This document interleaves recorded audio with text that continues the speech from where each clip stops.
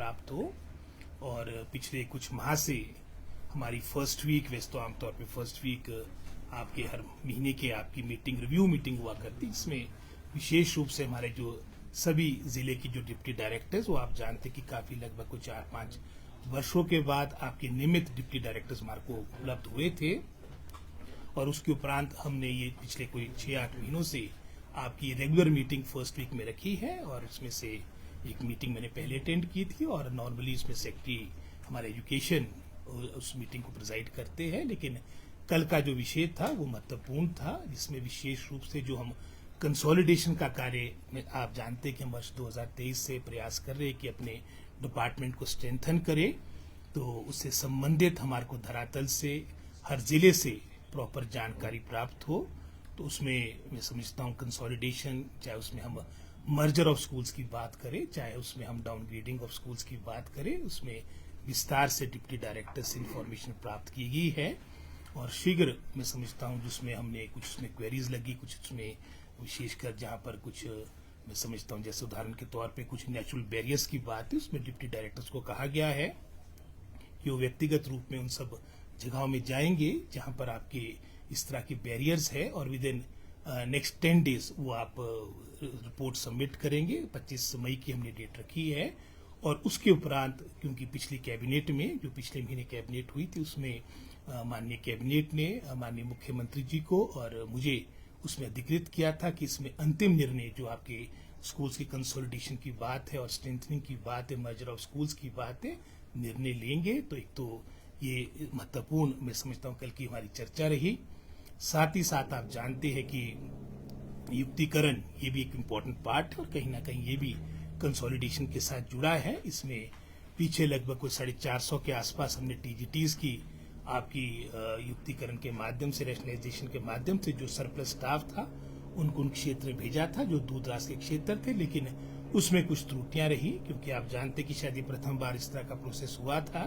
और उसमें लगभग कुछ 425 या 26 थे टोटल जो टीजीटीज थे आपके अलग अलग श्रेणी के।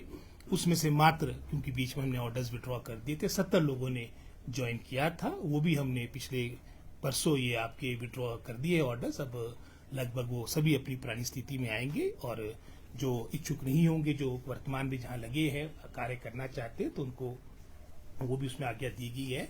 लेकिन भविष्य में इस तरह की मैं समझता हूँ ये रैशनलाइजेशन पॉलिसी हो, जहां कहीं ना कहीं जो हमारे उसमें इन्वॉल्व स्टेक होल्डर्स हैं उनको भी उसमें उनके जिले में उदाहरण के तौर पे कुछ इस तरह के उदाहरण भी देखने को मिले, टीचर को या परस्पर आपस में ट्रांसफर कर दिया गया रैशनलाइजेशन के माध्यम से। तो हमने यही कहा है कि इसमें पहली प्राथमिकता उस जिले की हो। इस तरह का फीडबैक डिप्टी डायरेक्टर्स अपने जिले का तैयार करें कि जहां पर आपकी सीटें आपकी सरप्लस हो चुकी है, और कहाँ उन सीटों की आवश्यकता, उन पोस्टों की आवश्यकता है, जानकारी उपलब्ध करें।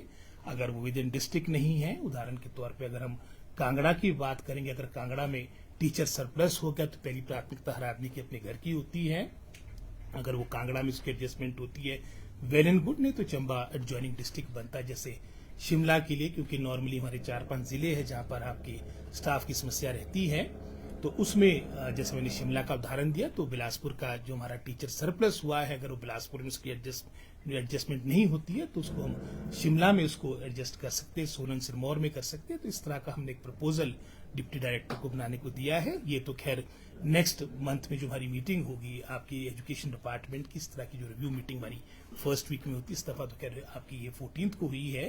तो उसमें प्रॉपर जानकारी के साथ ये यहाँ पर डायरेक्टरेट आएंगे। लेकिन वर्तमान में कंसोलिडेशन हमारे मैं समझता हूँ विभाग की पहली प्राथमिकता है, और इसके बारे में शीघ्र मैं समझता हूँ, जैसे मैंने कहा कि 25 मई तक ये आपकी पूरी रिपोर्ट ये हमारे स्तर तक पहुंच जाएगी, और उसके उपरांत हम ये रिपोर्ट माननीय मुख्यमंत्री से चर्चा करके हम आगामी कार्रवाई करेंगे। सर, प्रदेश में जीरो एनरोलमेंट स्कूल कितने हैं अभी जो आप मर्जर के प्रोसेस में? लगभग ये मैं कह सकता हूँ, बाकी तो डाटा अभी कंपाइल होना है, लेकिन 100 के आसपास ऐसे स्कूल्स होंगे जहां पर आपकी जीरो एनरोलमेंट है।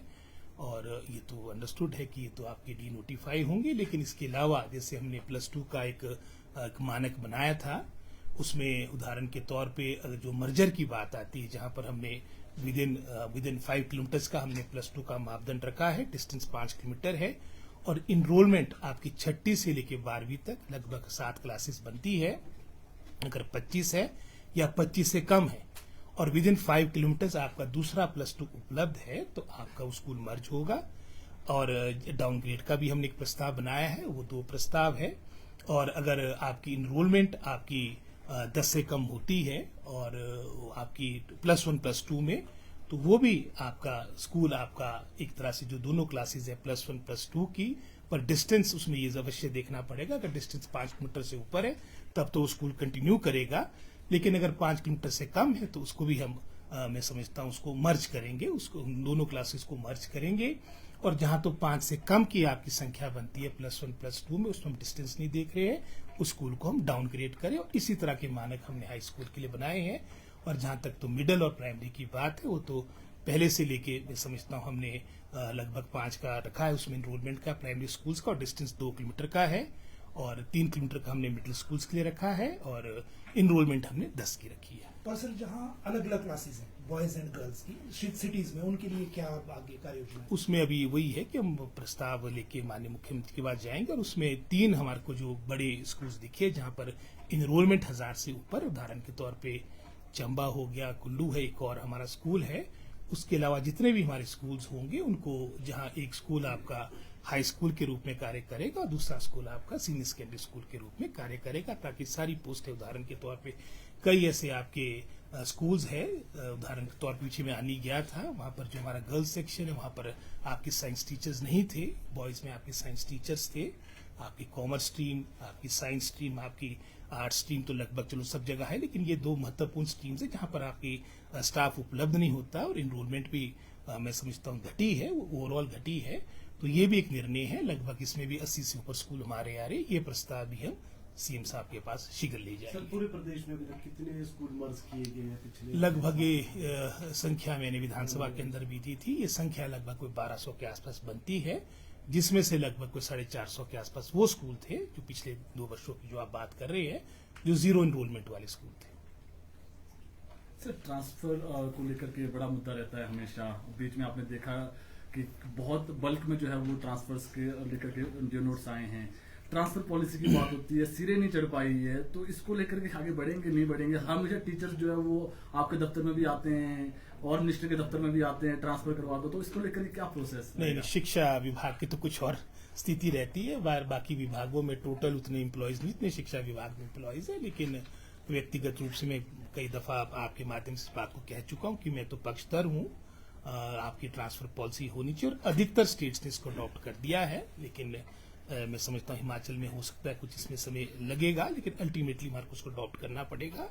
पिछले वर्ष हमने एक निर्णय लिया था कि वर्ष में सिर्फ एक दफा ट्रांसफर होगी एकेडमिक सेशन के प्रारंभ होने के पहले, लेकिन मैं समझता हूं कि ये अभी वर्तमान में स्थिति चली है और शीघ्र इस हफ्ते के अंदर तो मैं समझता हूं जितने भी हमारे प्रस्ताव आए इसको सारा वर्कआउट करके आपकी ट्रांसफर्स बंद की जाएगी और सारा जो फोकस शिक्षा विभाग का होगा वो अपनी एकेडमिक एक्टिविटीज पे होगा। प्राथमिक शिक्षकों का आज 20वां दिन है, उनके साथ कुछ वार्ता का बना? तो हम तो स्वागत ही करते हैं, वार्ता के लिए हमने कभी रोका नहीं और हम तो डे 1 से चाह रहे कि वो आए, अपनी बैठ के सारी बातों को सुलझाने का हमें प्रयास करना चाहिए, उसके लिए they are always welcome. Sir एक हाईकोर्ट का ऑर्डर आया है उसको लेकर, जो सस्पेंड हुए हैं टीचर की, एक बार सरकार को सहानुभूति पूर्वक जो है विचार करना चाहिए, जो सस्पेंशन हुई है, क्या इसको लेकर के विचार करेगी सरकार? तो हमारी तो पूरी सहानुभूति है। जो बोर्ड परीक्षाओं के परिणाम है जी, इस बार बहुत देरी हो गई है, कोई वजह बताई है बोर्ड ने कि आखिर क्यों ऐसा हो? ऐसा तो कोई वजह नहीं बताई है, लेकिन जैसा मुझे बताया गया कि ये रिजल्ट शायद आज आपके डिक्लेयर होने वाले हैं। नहीं, देरी का कोई कारण मैं पता करके आपको बताता हूँ। सर कॉलेज में युक्तिकरण का प्रोसेस जी। क्या है? स्कूलों की बात तो हो गई, अभी स्कूलों से हमारे को सफलता मिल जाए तो उसका भी अवश्य आपको बताएंगे। अभी यहाँ सफलता मिल जाए जो पहली मैं समझता हूँ हमारे सामने चुनौती है। 5 किलोमीटर का वो रहेगा कि वहाँ की ट्राइबल के लिए अलग से हम जो आपके लाहौल स्पीति और ट्राइबल, जैसे हमने 25 का मानक आपका +2 का रखा था, लेकिन ट्राइबल में इसको हमने फर्दर लिबरल यानी 15 का मानक रखा है, यानी 6ठी से लेकर 12वीं तक 15 बच्चे भी आपके ट्राइबल एरिया में होंगे, स्कूल चलेंगे। लेकिन अंतिम, क्योंकि ट्राइबल क्षेत्र की अपनी विशेष परिस्थितियां होती है, वहाँ के ऑनरेबल एमएलए से भी इस बारे में हमारे जो मिनिस्टर है उनसे भी चर्चा करके अंतिम निर्णय लिया जाएगा। सर, शिक्षण संस्थानों के पास नशा ना बिके, क्योंकि अक्सर जो अब चिट्टे का प्रचलन बढ़ता जा रहा है और टारगेट किया जा रहा है यूथ को, खासकर जो +2 की अगर बात करें या कॉलेजों की जी। बात करें, उसके लिए कुछ बनाई है रणनीति की क्या? रणनीति तो बनी हुई है, पर वो धरातल पे रणनीतियां आए, और मेरा तो ये मानना है कि चलो शिक्षा विभाग या पुलिस विभाग ने जो कार्य करना है वो तो अपने व्यक्तिगत स्तर पे करेंगे, लेकिन एक सोसाइटी एज अ होल हमको भी इस गंभीर समस्या को देखते हुए इसमें एकजुट होकर सबको अपना योगदान देना चाहिए। रोहित जी, आप बागबान हैं, तुर्की से जो एप्पल इंपोर्ट किया जाता है उसका प्रतिक्रिया? एक तो इमीडिएटली बैन होना चाहिए, और आपने देखा कि किस तरह से विशेषकर जो 2 देश है हमारे, चाहे उसमें टर्की की बात करें चाहे अजरबैजान की बात, जिस तरह से ओपनली वो एक हमारी एनिमी स्टेट का सहयोग कर रहे थे, तो मैं समझता हूँ इसमें तो हमारी केंद्र की सरकार को इमीडिएट एक्शन लेना चाहिए, और कोई भी, चाहे वो सेब की बात हो चाहे और भी चीजें हैं, इमीडिएटली इस तरह के जो हमारे व्यापार के एग्रीमेंट्स थे वो नल एंड वॉइड करने चाहिए। सीनियर हाँ जी। सेकेंडरी के लिए जैसे 25 का क्राइटेरिया रखा है, जी। अगर इसमें आर्ट्स में 20+ या 25 हो जाते हैं और जो अदर स्ट्रीम है साइंस को इकट्ठा कंसोलिडेटेड अगर उसमें 2 या 3 बच्चे होते हैं तो वो भी चलेंगे? तो साइंस का नॉर्मली जो स्कूल्स है इनमें साइंस है नहीं, जो ये 25 वाले वो हमने देखा है, इसमें अधिकतर आपके 99.9% आर्ट्स वाले स्कूल है। सर टीचर्स कांगड़ा भर्ती को लेकर सर क्या किसके लिए? टीचर्स भर्ती को लेकर सर क्या प्रोसेस है, क्योंकि टीचर्स भर्ती काफी हद तक हमने की भी है, और अब कुछ जो हमारी, मैं समझता हूँ वर्तमान में जो लंबित पड़ी है वो चयन आयोग की 3101 पोस्टें हैं, जहां कमीशन के द्वारा हमने 700 से अधिक आपके पीजीटीज को अपॉइंटमेंट दी, जो मैं समझता हूँ 2-2.5 वर्षों में लगभग 700 के आसपास का आंकड़ा बनता है। और पिछली सरकार के द्वारा, कमीशन के द्वारा, कुछ तो आपकी अपॉइंटमेंट्स आपकी प्रमोशन के द्वारा होती है, 50-50% का जो रेशियो होता है, लेकिन जो अपॉइंटमेंट्स पिछली सरकार के कार्यकाल में कमीशन के थ्रू हुई है वो 511 हुई है।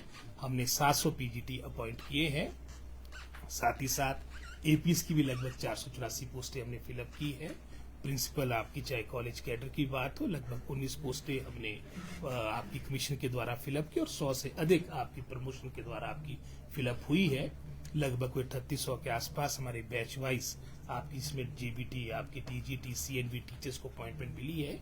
और इसके अलावा जो 3101 पोस्टें हैं वो हमारी, मैं समझता हूँ कि जैसे मैंने पहले कहा, चयन आयोग में लंबित है, इसको हम परस्यू करें। और विशेषकर जो टीजीटी मेडिकल और नॉन मेडिकल की पोस्टें हैं उसका प्रथम चरण में उनकी, मैं समझता हूँ उनका चयन का प्रोसेस प्रारंभ हो। ये बात हमारी चयन आयोग के जो अध्यक्ष है उनसे भी बात हुई है, इसके लिए प्रयास किया जा रहा है। लेकिन साथ ही साथ जो आपने ये अपॉइंटमेंट्स की बात की, आज सबसे महत्वपूर्ण विषय जो हम सबके समक्ष है कि जो पीटीआर रेशियो है, यानी पीपल टीचर रेशियो, पूरे भारत में आपका जो हिमाचल का पीटीआर रेशियो है वन ऑफ द बेस्ट है, 1:12 है, यानी आपका एक टीचर 12 बच्चे हैं।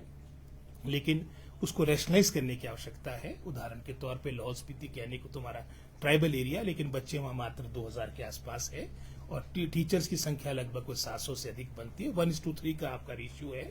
तो आवश्यकता है कि हम जो सरप्लस स्टाफ, चाहे कहीं पर भी है, चाहे वो हमीरपुर की बात है, चाहे लाहौल स्पीति की बात है, हंसा का उदाहरण आपके सामने था, 3 टीचर थे, 3 बच्चे थे, 8 टीचर थे। इस तरह के कई उदाहरण आपको देखने को मिलेंगे। इसका संतुलन लाना बहुत आवश्यक है। नई रिक्रूटमेंट भी हो, लेकिन जो वर्तमान में हमारे पास अवेलेबल स्टाफ है उसका सदुपयोग हो, इस सोच के साथ भी विभाग कार्य कर रहा है। जो भी बच्चे पढ़ने जाते हैं +2, तो बेसिकली एजुकेशन तो ठीक है, नशा और ये सब चीज़ें स्कूलों तक पहुंच रही है। Can we have some plan, awareness plan, so that we can manage और we can give a planning to students so that they can only. इस स्तर पे भी विभाग अपना कार्य कर रहा है, और साथ एक प्रभाव का हमारा जो कार्यक्रम था परस्पर सहयोग के साथ उसमें कार्य किया जा रहा है। लेकिन जैसे मैंने पहले कहा, एज अ होल इसमें सोसाइटी को आगे आना होगा, और तभी इसके मैं समझता हूँ जिस तरह के परिणाम हम चाह रहे हैं वो उपलब्ध हो पाएंगे।